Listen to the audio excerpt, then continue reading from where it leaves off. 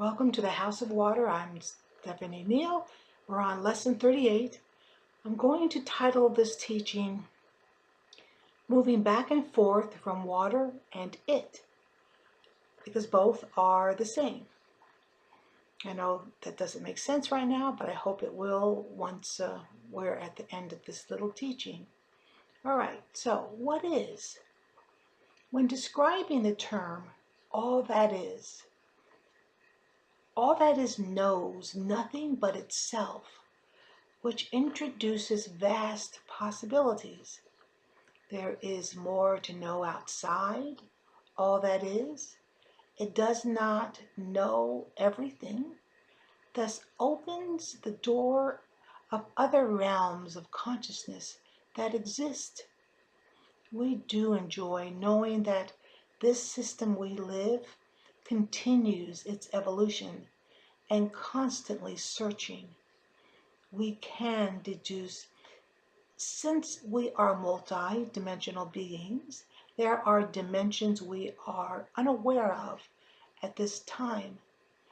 Yet because we are human beings, we are fully capable of exploring all that is.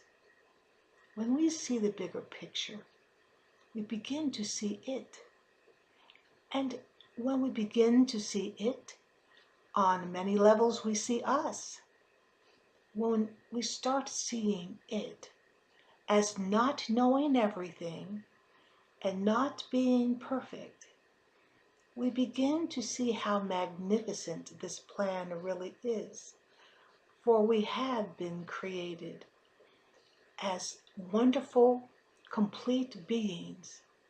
Now, for some, divination and dreams will be the first time they truly begin to trust themselves. Trust your dreams. Trust your divination.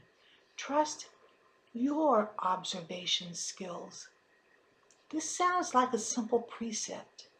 However, many individuals have not spent a single day trusting anyone, not themselves, and most certainly not it. For some, this is a huge leap of faith because they were trained not to trust themselves. Where does one go when one does not believe in oneself? You can listen to the voices of the waters and winds. You are able to receive and give. Both are equally important.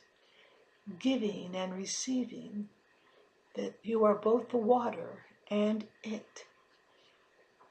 Now moving to the waters. Many lands that are now above water were once underwater. Likewise, many long submerged lands used to be above water. More than half of North America once was underwater.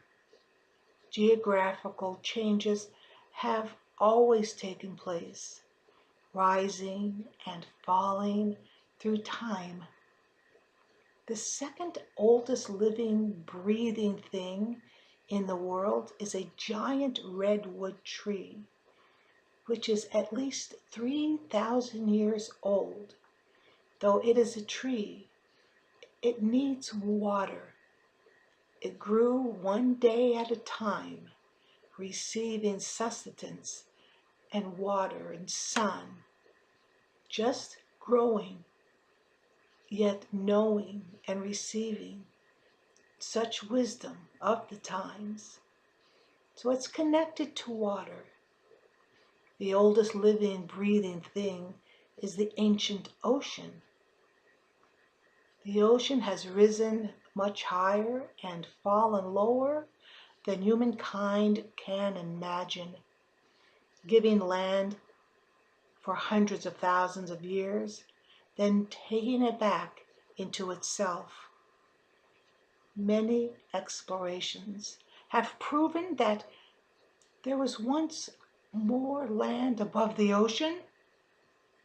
Many warm islands in the Pacific and Atlantic were once the very top of snowy mountains, indicating large submerged continents. Cultures rose up for thousands of years, then slowly faded away, while others were swept away in one fell swoop.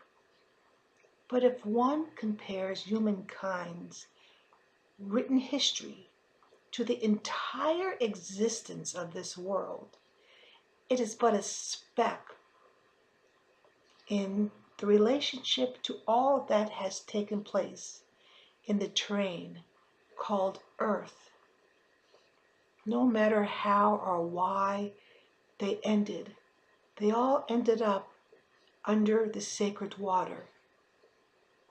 Some large land masses return to the water, while other land masses return to the many huge world caves within the earth, spaces big enough to fit a large continent. I know in my heart that scientists will find at least one of these spaces in my lifetime, but if not mine, then yours. This is not so far-fetched. I think it will be found on the west coast of North America. For so many years, North America's west coast was thought to be a new land, but in reality, it is one of the oldest lands in the world. Continents also move. Where do you think they are heading? You know the answer: the water. The planet Earth evolves just like us. Remember that once, as a world people, we were much more evolved. There are wonderful safeguards for experiencing evolved energies. The first is to see yourself as what you really are. You are what you have been looking for: love. For most of us, we get split-second flashes, while others can look into the goddess's eyes of light using their third eye. When you sense what is right next to you, and even what resides within you, that sense can be explored by your third eye, or just sensing, feeling. Just think of the long-forgotten cultures of the past. Know you can explore them with your third eye, or in dream, or in journeying. As you explore, you will learn new precepts. It's exciting that there is much more to know, going behind, above, below, and beyond outdated belief systems. And that's good.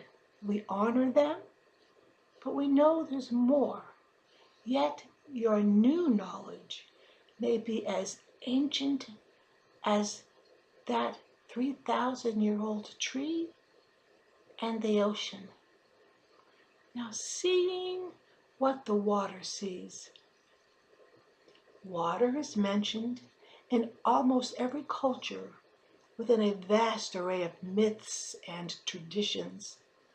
When discussing dreams, divination, and prophecy, you can't avoid Nostradamus. He lived between 1503 and 1566.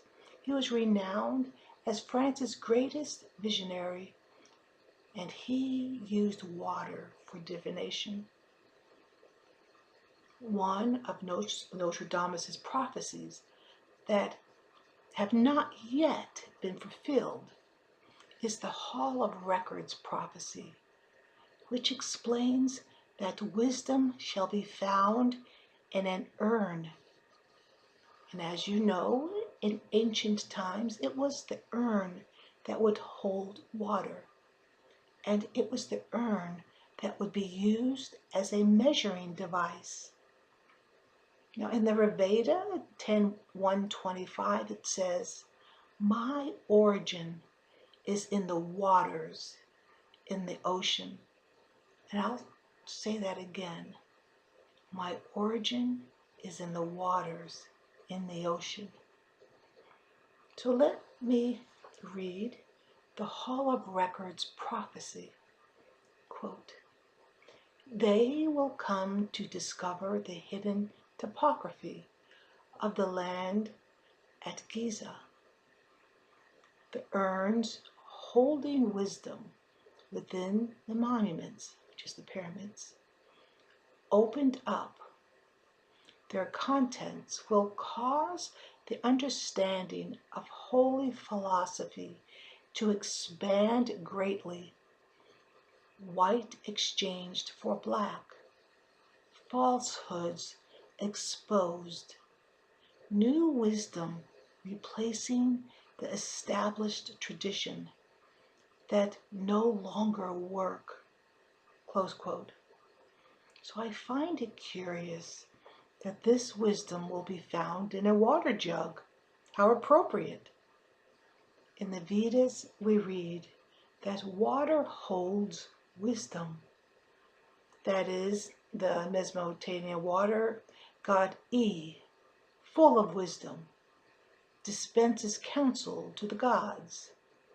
Dispersing the wisdom of water gods was the main function of their age. In the Hellenic world, the wisest were referred to as the old men of the sea. Another association to water wisdom and consciousness is the very ancient Manasafar Lake, which resides high in the gorgeous Tibetan mountains. The meaning of the word Manasafar is lake of consciousness and enlightenment. We are and live in a moving, living energy ocean of consciousness that quickens everything. Now we turn to Hermes. Well, Hermes' riddle also supports the notion that wisdom is found in water. According to Shaw and many other insightful writers, Hermes inscribed on the emerald tablet this riddle or key that represents the inner principles of alchemy, or the great work. The following is Shaw's rendering of the emerald tablet. Quote, "It is my opinion that it describes water, how it functions, and the part it plays within every wonder through wisdom, that is to return hope to the world once again. I believe that if you replace the word it with the word water, the Hermes riddle, you can unveil the truth about the wisdom of water and the keys it holds." In other words, I am sure he is talking about water and its power without naming this element. So here I go. This is the emerald tablet. "The truth certainly truest, without untruth. What is above is like what is below. What is below is what is above. The miracle of unity is to be attained.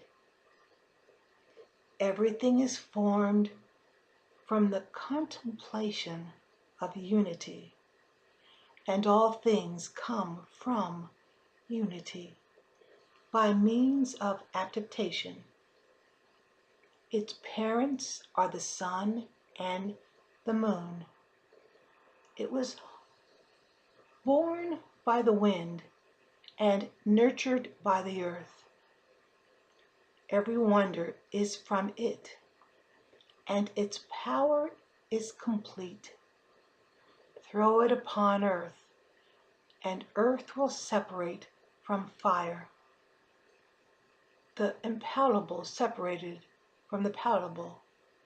Through wisdom, it rises slowly from the world to heaven. Then it descends to the world, combining the power of the upper and the lower. Thus you shall have the illumination of the world, and darkness will disappear. This is the power of all strength. It overcomes that which is delicate and penetrates through solids. This was the means of the creation of the world.